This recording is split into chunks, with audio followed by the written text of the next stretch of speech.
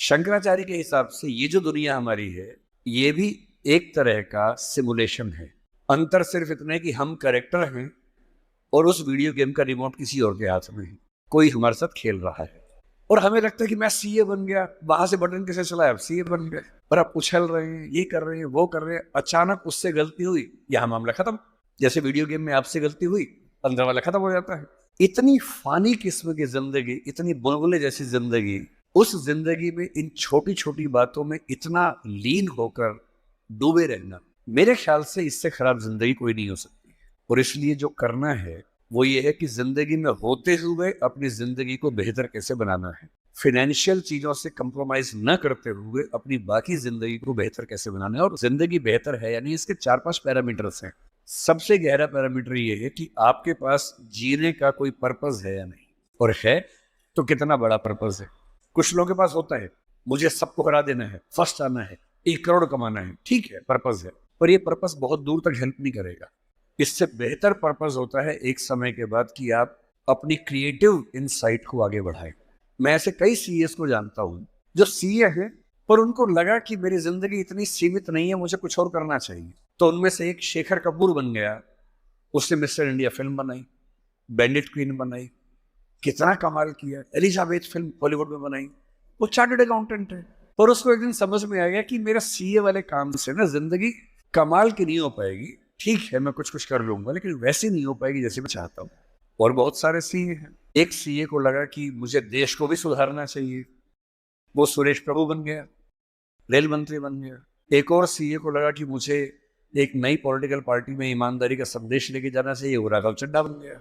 इतने सारे सीएस हैं। कोई पॉलिटिक्स में आ गया, कोई उद्यम में चला गया। एक सीए बाहर से पढ़ के आया, उसको लगा मुझे तो मीडिया की दुनिया को रेगुलेट करना है, अच्छा बनाना है। उसने एक मैगजीन शुरू की, इंडिया टुडे, और धीरे धीरे वो आज तक का मालिक बन गया। अरुण पुरी, वो भी सीए है। क्यों सीए होके ये मान लेना है कि मेरी जिंदगी इतनी है। एक यंग सीए सिद्धांत चतुर्वेदी फिल्मों में इतना सुंदर एक्टर बन के आ गया है। अभी वो गली बॉयज में आया, शानदार एक्टिंग करता है। एक सीए को लगा कि मुझे केवल अकाउंटिंग नहीं करनी है, मुझे तो कुछ बड़ा काम करना, स्टार्टअप करना है, वो मोतीलाल ओसवाल बन गया।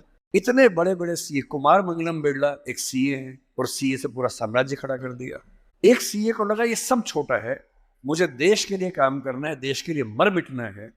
और आज से 2 महीने पहले उसने देश के लिए अपनी जिंदगी बलिदान कर दी। कर्नल मनप्रीत सिंह, जो कि सीए थे, वो भी चार्टर्ड अकाउंटेंट था। मेरी पहली आपसे गुजारिश ये है कि सीए बनने के बाद अपनी क्रिएटिव इंस्टिंक्ट को मरने मत दीजिए। कुछ क्रिएटिव, कुछ भी हो, वो क्रिएटिव हो सकता है कि आपको पेंटिंग करना पसंद हो, आपको पोएट्री पसंद हो, आपको फिल्म बनाना पसंद हो, फिल्म देखना पसंद हो, कुछ ऐसा।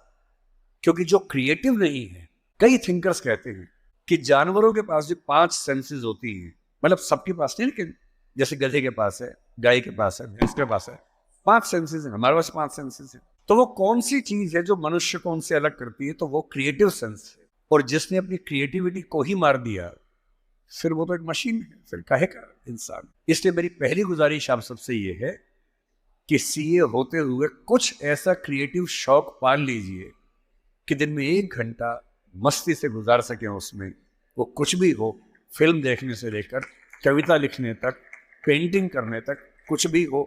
गाना हो, गाना सीखिए, सिंगिंग सीखिए, इस उम्र में सीखिए, तबला बजाना सीखिए, हारमोनियम सीखिए, गिटार सीखिए। कुछ ऐसा जो करते हुए डूब जाने का मन करे। बस कुआं खोदना मत सीखना, उसमें डूब गए तो मुश्किल हो जाएगा। बाकी कुछ भी जिसमें आपको मजा आता हो सीखिए।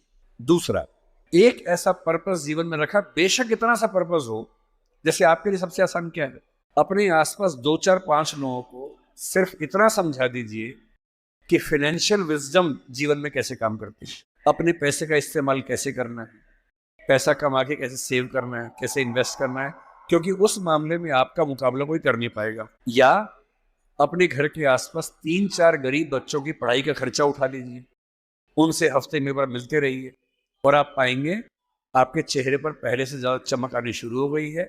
और आपको कंपटीशन, परेशानी, वो जो नफरत का माहौल दिन भर होता है, इसको हरा दूं, उसको हरा दूं, इस सब से मुक्ति मिलने लगी है, और आप अंदर से एक बेहतर इंसान बनने के प्रोसेस में आ रहे हैं। तीसरी बात, आप कितने भी सफल हो, यदि आपके जीवन में कुछ खास रिश्ते ऐसे नहीं हैं, जिन रिश्तों के साथ, चाहे वो प्रेम का हो, विवाह का हो, भाई का हो, बहन का हो, दोस्त का हो, जिनके साथ आप अपने मन की हर बात खुल के कर लेते हैं, तो आपका फाइनेंशियल अकाउंट चाहे कुछ भी हो, दरअसल आप एक दिवालिया इंसान हैं, बैंकरप्ट इंसान है। आपके अकाउंट में कितने जीरो हैं वो काम नहीं आएगा, आपकी जिंदगी का जीरो बहुत बड़ा है। इंसान को इंसान बने रहने के लिए कम से कम 2-3 ऐसे रिश्ते चाहिए होते हैं जहां वो पूरी तरह से सहज होकर रह सके, जहां उसको पर्दा न लगाना पड़े। हम सब दिन भर पर्दे लगाते रहते हैं, खुद को ढकने में लगे रहते हैं। जब भी किसी से बात करते हैं खुद को छिपाते ज्यादा हैं, सामने कम लाते हैं, क्योंकि समाज का उसूल ऐसा होता है। कोई तो ऐसी जगह हो, कोई तो ऐसा इंसान हो जहां आपको पर्दे की जरूरत ना हो, आप खुल के अपने मन की बात हर बात कह सके।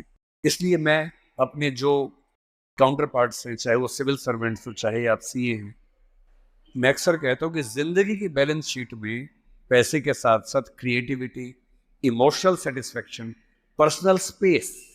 पर्सनल स्पेस का मतलब ये होता है कि आपका जीवन बहुत सारे लोगों का है, आपके परिवार का है, आपकी कंपनी का है, आपके क्लाइंट का है, सबका है। और अक्सर आप देखेंगे कि आपका जीवन सिर्फ आपका नहीं है, बाकी सबका है। दिन भर ऑफिस में रहे, 24 घंटे मिलते हैं, 8 सोने में गुजर गए, 1-2 घंटे तैयार व्यार होने में चले गए, 10। आपकी जॉब कम से कम 8-10 घंटे कम से कम लेती होगी, सीए की जॉब तो बड़ी मुश्किल है, 20 घंटे हो गए। घर पहुंचे, परिवार ने कहा कि हमारा टाइम, पति या पत्नी ने कहा मेरा टाइम, बच्चों ने कहा मेरा टाइम, उनको दिया, सब हो गया, अपने लिए कुछ नहीं बचा। और इसी जद्दोजहद पर एक शायर ने, कृष्ण बिहारी नूर ने, कितनी सुंदर बात लिखी, वो सुन के हिल जाएंगे आप। लगता है कि हम सबकी जिंदगी का स्कैन, एक्सरे निकाल दिया हो। उसने कहा, इतने हिस्सों में बट गया हूं मैं, कंपनी, क्लाइंट, परिवार, बच्चे, स्कूल, ये सारा ठिकाना, इतने हिस्सों में बट गया हूं मैं, मेरे हिस्से में कुछ बचा ही नहीं। जिंदगी से बड़ी सजा ही नहीं, और जुर्म है क्या पता ही नहीं। तो जब जिंदगी के अपने हिस्से आप बांट रहे हो सबके लिए, हो सके, मैं तो करता हूं रोज, हो सके तो रोज कम से कम आधा या 1 घंटा सिर्फ अपने लिए रखना है, जिसको मी टाइम कहते हैं आजकल के लोग। वो मी टाइम कैसे आ सकता है? उसका एक आसान तरीका ये है कि जब आप घर से ऑफिस या ऑफिस से घर जाएं, अगर खुद ड्राइव करते हैं, वो मी टाइम हो सकता है।